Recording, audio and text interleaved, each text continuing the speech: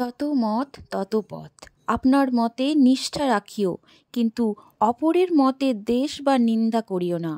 স্বয়ং শ্রী শ্রী ঠাকুর রামকৃষ্ণদেব বলতেন। নমস্কার সকল দর্শক ও শ্রোতা বন্ধুদের, আমার চ্যানেলের পক্ষ থেকে সকলকে স্বাগত জানাই। আশা করছি ঈশ্বরের আশীর্বাদে আপনারা সকলেই ভালো আছেন। ঠাকুর শ্রী শ্রী রামকৃষ্ণদেবের চরণতলে প্রণাম জানিয়ে আজকের এই ভিডিওটি শুরু করছি। আজকের ভিডিওর আলোচনার বিষয় হলো দীক্ষা নিলে শ্রাদ্ধ বাড়িতে খাওয়া যায় না কেন। স্বয়ং শ্রী শ্রী ঠাকুর রামকৃষ্ণদেব যা বললেন তা আপনাদের সামনে আমি গল্পের আকারে সংক্ষিপ্ত করে তুলে ধরবো। আশা করছি আপনাদের ভালো লাগবে। পুরো ভিডিওটি দেখবেন। যারা নতুন বন্ধু তাদের বলবো চ্যানেলটি সাবস্ক্রাইব করে পাশে থাকার জন্য, আর অবশ্যই একটি লাইক দিয়ে দেওয়ার জন্য। তো চলো ভিডিওটা শুরু করি। দীক্ষা নিলে শ্রাদ্ধ বাড়িতে খাওয়া যায় না কেন, এটা আমরা কিন্তু অনেকেই জানি না। এই নিয়ে গুরু মহারাজ একটা গল্প বলতেন, সেটা আগে আপনাদের সামনে বলি। এই গল্পটা একটা সত্য ঘটনা। অনেক সাধুরা গল্পটা বলে থাকেন। একবার এক সাধু ঘুরতে ঘুরতে এক গ্রামে এসে পৌঁছান। সন্ধ্যাবেলা তিনি সেই গ্রামের এক মন্দিরে আশ্রয় নেন। সাধুরা যারা পরিব্রাজন করেন, এখান থেকে ওখান যান, তারা সাধারণত কারোর বাড়িতে থাকেন না বা শয়ন করেন না। কোনো আশ্রম বা মন্দির থাকলে সেখানেই থাকেন। আর মন্দির তো সব গ্রামেই থাকে, সব স্থানেই থাকে। যাই হোক, সেই মন্দিরে শতরঞ্চি ছিল, সেটা পাতলেন। মন্দিরের যিনি পুরোহিত তিনি জিজ্ঞাসা করলেন, রাতে কিছু ভোজন করবেন তো?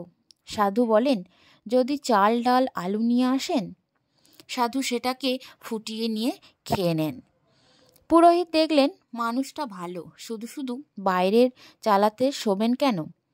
সাধুকে বললেন, আপনি রাত্রে মন্দিরের ভেতরে শুয়ে পড়ুন। মন্দিরের মধ্যে সাধুকে শুতে দিয়ে পুরোহিত বাড়ি চলে যান। অনেক রাত্রে সাধুর ঘুম ভেঙে গেল, আর প্রদীপের সেই অল্প আলোয় তিনি দেখতে পেলেন মায়ের সারা অঙ্গে মহামূল্যবান সব অলংকার রয়েছে। তার তখন মনে হলো, এই সমস্ত গয়নাগাটি মন্দিরের তো কোনো কাজে লাগবে না, আর আমারও তো কিছুই নেই, আমার কাজে লাগতে পারে। সেই ভেবে সাধু আস্তে আস্তে মন্দিরের বিগ্রহ থেকে সমস্ত গয়নাগাটি খুলে নিজের ঝোলায় ঢুকিয়ে নিলেন। আর তারপর খুব দ্রুত কম্বল টম্বল গুটিয়ে রেখে হাঁটা দিলেন। প্রতিদিনের মতো সেদিনও ভোরবেলা যখন সূর্য উঠেছে, পুরোহিত মন্দিরে এসেছেন মন্দির পরিষ্কার করার জন্য। এসে তিনি দেখেন সাধুও নেই, আর মায়ের গায়ে একটাও গয়না নেই। এই দেখে তিনি তো বিকট হাঁক ডাক শুরু করে দিলেন। ডাক শুনে গ্রামবাসীরা হাজির হলো। পুরো ঘটনা শুনে তারা এতই রেগে গেল যে হাতের কাছে যে যা পেল, লাঠি বাঁশ ইট পাটকেল তুলে নিয়ে ঠিক করলো যেমন করে হোক সাধুকে খুঁজে বার করবই, মেরেই ফেলবো আজ তাকে। ওদিকে সাধু ও গ্রামবাসীদের হাতে ধরা পড়ে যাবার ভয়ে ছুটতে ছুটতে যাচ্ছেন। এবার ভোরবেলায় তার মলত্যাগের বেগ এসেছে। এক পুকুরের ধারে ঝোলাটিকে পাশে রেখে যথারীতি মলত্যাগ করছেন তিনি। করবার পর ঝোলাটির দিকে তাকিয়ে তিনি ভাবছেন, এ আমি কি করলাম? আমি সাধু হয়েছি, ত্যাগের জীবন বেছে নিয়েছি, শেষে কিনা আমি মন্দিরের গয়না চুরি করে পালাচ্ছি। শেষ পর্যন্ত আমার এই হাল হলো, এতটা অবনতি হলো। আমি তো কোনোদিন ভাবতেও পারিনি যে কখনো চুরি করতে পারি। তিনি ভাবতে লাগলেন যে কেন আমার এমন হলো। যাই হোক, তিনি অনেক ভেবে ঠিক করলেন যে যা হয়েছে হয়েছে, মার খেতে হয়তো তাও খাবো, জেল খাটতে হলে খাটবো, তাও আমি এই যথাস্থানে ফেরত দেব। তখন সেই ঝোলা নিয়ে দৌড়ে দৌড়ে সাধু আবার সেই গ্রামের দিকেই ফিরতে লাগলেন। এদিকে গ্রামবাসীরা সবাই যখন মারমুখো হয়ে বেরিয়ে পড়েছে, তারা দেখে যে সাধু নিজেই ফিরে আসছেন। সেই দেখে উপস্থিত বিজ্ঞরা বললেন, ওকে মেরো না, ও যখন নিজেই ফিরে আসছে, আগে শোনো ও কি বলতে চায়। সাধু ফিরে এসে ঝোলাটা পুরোহিতের হাতে দিয়ে বললেন, আমাকে মারার আগে একটা কথা তুমি বলো, যে তুমি কি শ্রাদ্ধের পূজা করো? তিনি বললেন, হ্যাঁ করি। সাধু জিজ্ঞাসা করলেন, তুমি কালকে আমাকে যে চাল ডাল আলু দিয়ে গেলে সেগুলো কি শ্রাদ্ধ থেকে পাওয়া? সে বলল, হ্যাঁ, শ্রাদ্ধ থেকেই ওগুলো পাওয়া। কবে মারা গেছে সে? সাধুর প্রশ্নে পুরোহিত বললেন, এই দিন 4 হলো, আগেই মারা গেছে। সাধু আবার জিজ্ঞাসা করলেন, কেমন লোক ছিল সে? সবাই সঙ্গে সঙ্গে বলল, ভীষণ দুর্নীতিগ্রস্ত লোক, মহা চোর ছিল। সাধু নিজেও বুঝলেন ব্যাপারটা, উপস্থিত সকলকে বোঝালেন। সাধু শ্রাদ্ধের অন্ন খাবার পরে যখন মলত্যাগ করলেন, শরীরের মধ্যে থেকে খাদ্যের দোষ ও প্রভাব অনেকটা কেটে গেল।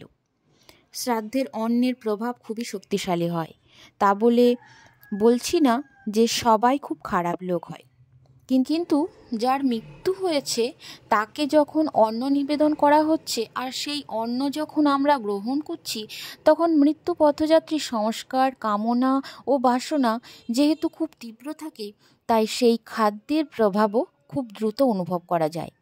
বিশেষ করে মৃত্যুর সময় এগুলোর তীব্রতা আরও বেশি থাকে।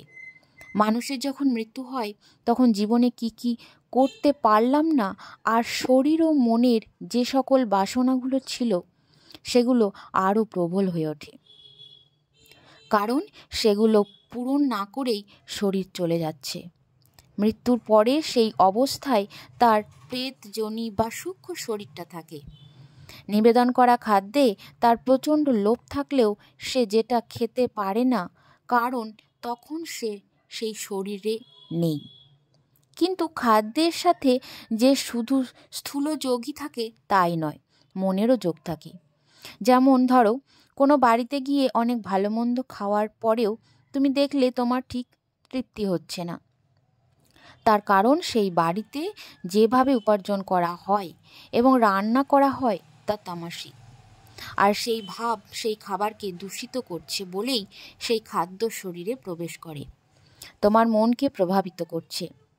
আবার হয়তো কোনো বাড়িতে তুমি সাদামাটা ভাতে ভাত আলু সেদ্ধ খেয়ে যেন মনের মধ্যে একটা তৃপ্তি ও আনন্দ পেলে, তার মানে জানবে সেই বাড়িতে যেভাবে উপার্জন হয় তা সৎভাবে হয় এবং একটা সেবা ও ভালোবাসার মন দিয়ে রান্না করা ও খেতে দেওয়া হয়। সুতরাং খাদ্যের সাথে মনের একটা সম্পর্ক থাকে। কি মন নিয়ে খাবারটা নিয়ে আসা হয়েছে, কি মন নিয়ে রান্না করা হয়েছে, তার উপর নির্ভর করছে তার প্রভাব আমাদের শরীরে কেমন থাকবে। সুতরাং মৃত্যের প্রতি উৎসর্গ করা খাবারের প্রতি মৃত ব্যক্তির একটা প্রবল টান থাকে, বা বলা যায় খাদ্যের যে সূক্ষ্মতা সেটা সূক্ষ্ম শরীর টেনে নেয়। তাই সে খাবার খেলে মৃত্যের কামনা, বাসনা এবং তার কষ্টও তোমার মধ্যে প্রভাব ফেলবেই। বিশেষ করে যদি কারোর দীক্ষা হয়ে থাকে তার উপর বেশি প্রভাব দেখা যায়, কারণ দীক্ষা নেওয়ার পর সে তার জীবনযাপন পাল্টায়, ধ্যান জপ করে, ঈশ্বর চিন্তা করে বলেই তার শরীরের মধ্যে এক ধরনের সাত্ত্বিকতা ফুটে ওঠে। তাই যার দীক্ষা হয়েছে সে তার নিজের মধ্যে ওই খাবারের প্রভাব ভালোভাবে অনুভব করতে পারে। আবার অনেকেই আছে দীক্ষা না হওয়া সত্ত্বেও ছোটবেলা থেকেই শ্রাদ্ধ বাড়ির খাবার খেয়েই অসুস্থ বোধ করে।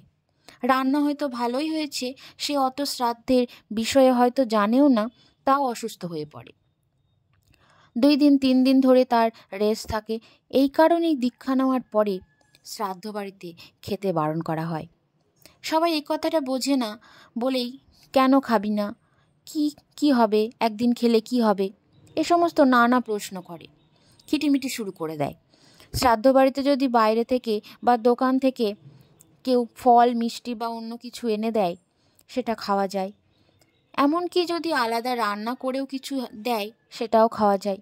কিন্তু মৃত্যুকে নিবেদন করা বা তার চিন্তা করা যে খাবার, সেই খাবারটা সাধারণত দীক্ষিত যারা তাদের খেতে বারণ করা হয়। এই কারণের জন্যই স্বয়ং শ্রী শ্রী ঠাকুর রামকৃষ্ণদেব শ্রাদ্ধ দীক্ষা নেওয়ার পর খেতে বারণ করেছেন। বন্ধুরা, আজকের ভিডিওটি এই পর্যন্তই ছিল, এখানেই সমাপ্ত করছি। আশা করছি আপনাদের ভালো লেগেছে। আবারও দেখা হচ্ছে আপনাদের সাথে পরবর্তী ভিডিও নিয়ে। ততক্ষণে ভালো থাকবেন, পরিবারের খেয়াল রাখবেন।